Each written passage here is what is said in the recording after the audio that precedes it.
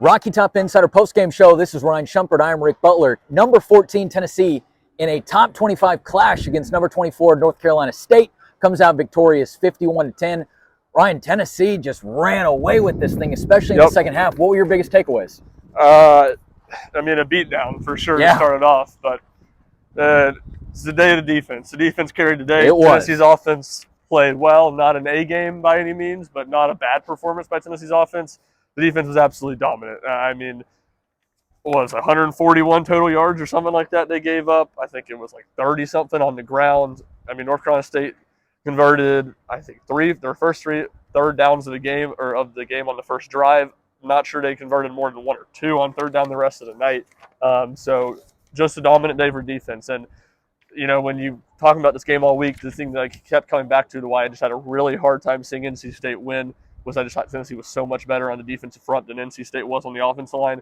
That proved accurate. Obviously, it helps when you have that advantage, but I thought Tennessee's secondary, inexperienced young secondary in its first true test of the season, played really, really well. Yeah. Just an all-around good performance by Tennessee, but the defense was phenomenal, stellar, whatever words you want to say. I have no problem admitting that I was wrong about what I thought this game was going to be. I thought it was going to be a lot more high scoring. I did not think that North Carolina State was going to be able to keep up with Tennessee. Yeah. But I thought they'd be able to get their points in their own right. Tennessee came out from the jump and absolutely put their foot in the ground, especially from a rush defense perspective. Yep. Tennessee gave up nothing on the ground through the first couple of quarters. North Carolina State ends with 39 rushing yards in total, right? You're going to get those. And that's on like 2 sacks. So there's not even like maybe 3 sacks, but they're not a ton of sacks that just like, oh, wow, there's a bunch of sacks that made that stat look a little different. It was true domination on designed runs. Tennessee's defense was consistently in the backfield. Tyree West was living back there, I think. Omar Norman-Lott. That was the other one that you and I were talking about. Josh Joseph's a handful of plays. I think it was 13 tackles for losses. I'll tell you right. It's athleticism, it's speed, it's quickness.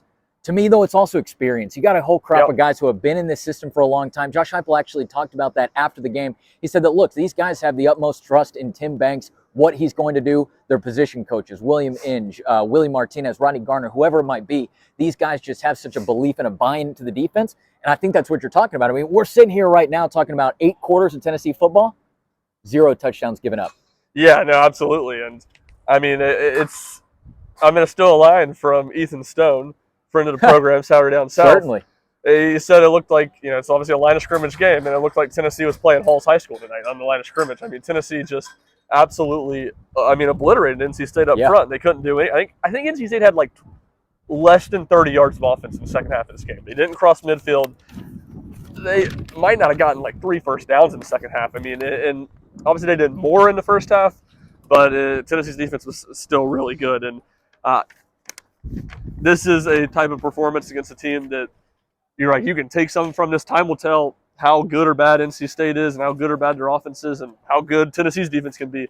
But that's how I leave tonight, thinking about how good Tennessee's defense is and maybe having a different gear and can be make this a really complete team that can compete at the top of the sport. I agree. I want to mention a couple of things that you just said. We still have so much more to do tonight. It's 12:13 in the morning, but we still got a podcast to record as well, so go find that. Just real quick, you mentioned the second half for North Carolina State. I'm looking at sort of the rundown of the scoring plays. Only one time does the Wolfpack come up in the second half, and that was just that was the 87-yard interception return for a touchdown that they had. Otherwise, they didn't do anything in the second half. You talked about the battle of the trenches. That was something that Dave Doran talked about afterwards in his post-game press conference. He said that he had his eyes locked into the trenches the entire time, and that he knows for a fact that Tennessee won that battle, and they certainly did. It's a hot take from Dave there. It is, right? A real bold one.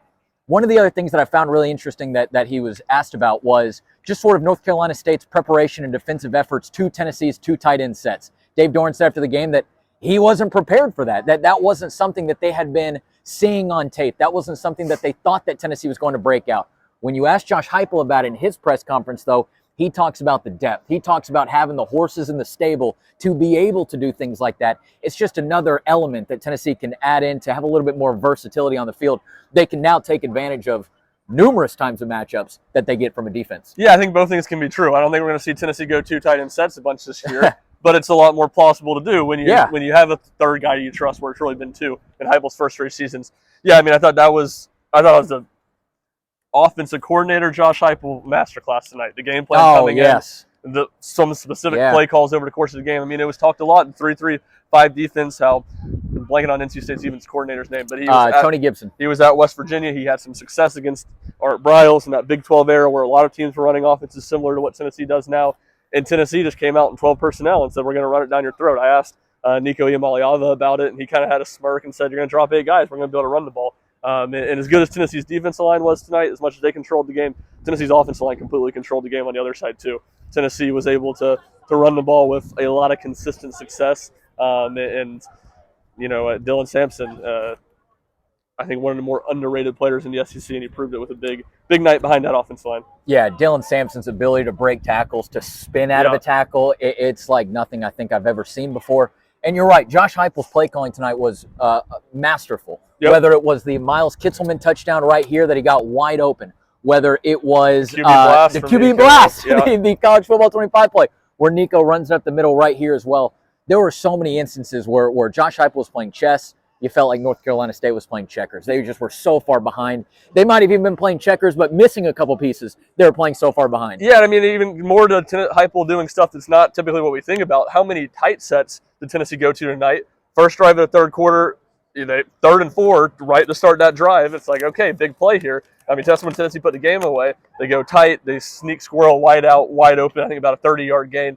And then Tennessee's, I believe it was their last touchdown of the night. Similar situation. They bring everybody in tight, play action, just throw it quick out to Holden, stays in the flat. He scores from like 18 yards out. So you saw Tennessee do a bunch of stuff that is not traditionally what you think of with the Josh Heupel offense. And I think that speaks a lot to the way Josh Heupel was able to see a matchup and kind of adjust what he does. And against a really good defensive coaching staff, against a team that year in and year out is really good defensively, Tennessee kind of panned NC State's defense, I thought, from a coaching standpoint tonight. Yeah, absolutely. And they did it so for 4 quarters, which is not always an easy thing. One of the things that I realized coming out of this game, and I'm sort of throwing some of my talking points to the side, but it's going to be a college football team, right? There's going to be mistakes. There's going to be drives that don't necessarily end up getting off the ground. There's going to be an interception, maybe even 2 interceptions throughout a game.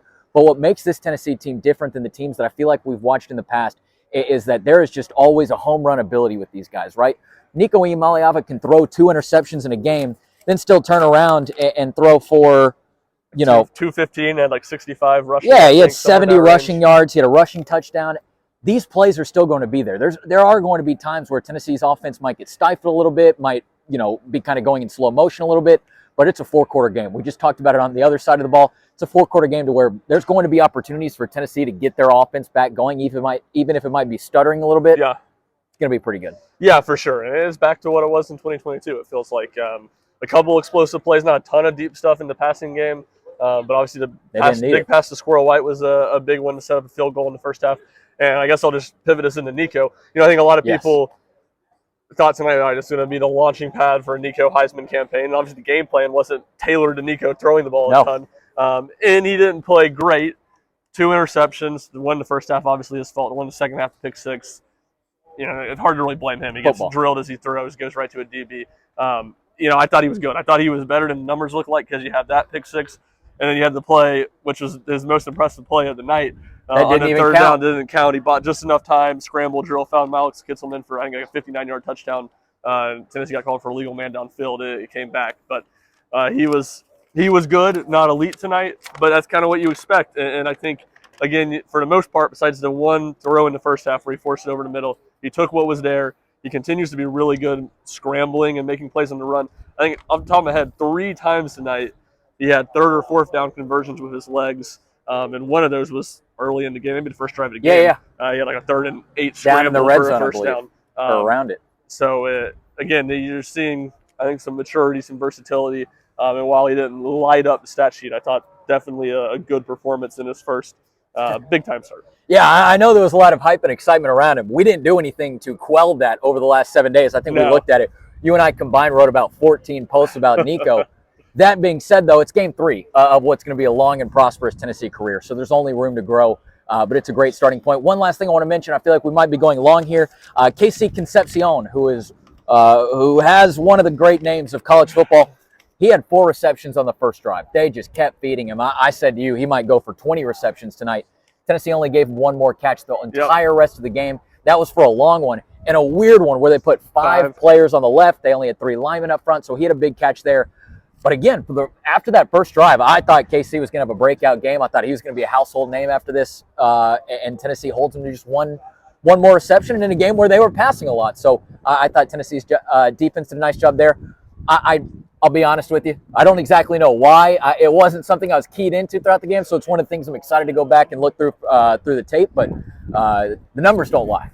No, I don't, and I think that's something I'll be excited to see the PFF grades for Tennessee's defensive backs, and then. Just my parting or final thought, be remiss not to mention play of the game, Will Brooks' pick 6. That's where the tide was turned in this one. Great play by Josh Josephs to give pressure, make it. Grayson McCall kind of loft that throw. Great return by Will Brooks. Awesome block from Keenan Peely. I don't think it really mattered. Smacked him. But yeah, that was the play that felt like I never really felt like Tennessee was going to lose the game, but that's the play where it kind of turned into a beatdown. At that point. Slight disagree. Okay. My play of the game for Tennessee, they were lined up right around here. Miles Kitzelman was lined up about right here. Oh, I know. This is your and I looked at Ryan and I said, I think Tennessee should just slip out Kitzelman into the corner. 2 seconds later, slipped him out into the corner, touchdown. Rick knows ball. It's my hashtag Rick knows ball. I don't know about that. No, I can confirm that's 100% what happened. It's my one good prediction of the year. And it had it's early, but I got it in. And it brought an all-time Josh Heupel moment with his flailing fist bumps on the sideline. Oh my Fired gosh, up on that's that right. All right, my friend. Yeah, let's want to go ahead and get out of here. 12:15. We got a lot of work to do. It's later than that. It's 12:20, but he is right. Still got a lot to do. We got a podcast that's coming on. If you're watching this on YouTube, it'll be there soon as well. Otherwise, you can go and find it at Apple Podcasts, Spotify as well. Otherwise, we're going to go ahead and wrap this thing up and get out of here. Again, number 14, Tennessee defeats number 24, NC State. This is Ryan Schumpert. I'm Rick Butler. Right up into our postgame.